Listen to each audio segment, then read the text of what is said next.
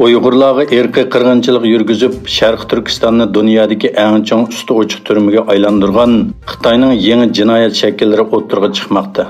Xalqaro kishilik huquq tashkiloti qo'g'dug'uvchi 16 avgust kuni majburiy dori ishiltish va turmaga solash Xitoydagi ro'yi kasalliklar doktorxonasi turmaga aylandi temasida doklad e'lon qilib, 2015 yildan 2021 yilgacha bo'lgan 7 yil ichida Xitoyning har qaysi joylaridagi 109 ro'yi kasalliklar doktorxonasiga jami 99 siyosiy mahbusning qamalganligini, ularning ba'zilarining qayta qamalib, jami 114 qitim qamalganligini oshkorlagan.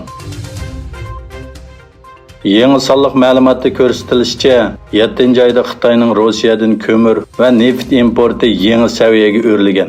Ma'lum bo'lganidek, Rossiya Ukraina urushi portlagandan buyon Rossiyaning G'arbning embargosiga uchrab, energiya bozorini qo'ldan berib qo'yishi va Xitoyga e'tibor bag'ida setishi Xitoyning import miqdorini oshirgan.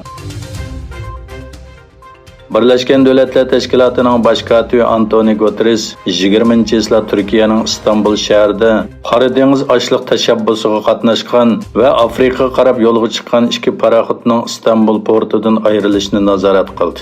Guterres Turkiya davlat mudofaa ministri Hulusi Akarning hamrohligida birlashma moslashtirish markazini ziyorat qildi. Bosh kotib ministr Akar bilan o'tkazilgan muxbirlarni kutilish yig'inida Turkiya hukumatining Qora dengiz ochliq tashabbusidagi muhim roli uchun rahmat etdi.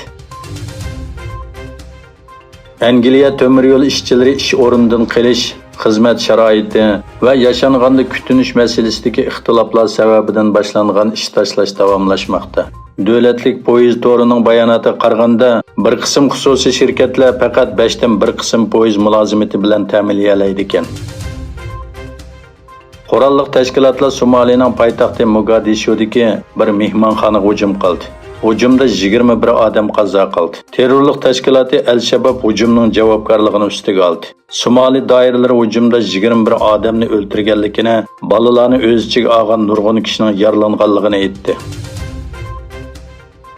Amerika Birlashma Agentligining xabariga qaraganda, Amerikaning sobiq muavin prezidenti Mike Pence shu yer vaqtda 19-yil vazifasidan ayrilganda o'z bilan hech qanday maxfiy hujjat qolmaganligini aytgan. Xabarlarga qaraganda, shu kuni Iowa shtatida o'tkazilgan yarmankada muxbirlar Pence'dan vazifasidan ayrilganda o'z bilan maxfiy hujjatlarni birga elib ketmaganligini so'ragan. Pence, "Mening bilishimcha bundaq ish yo'q" deb javob bergan. Sobiq prezident Trumpning Floridadagi uyining istixborot tarafidan aqtirilishiga qarata Pence rostini aytsam hamma narsa ochiq bo'lmoqcha oldin baho bergim yo'q degan.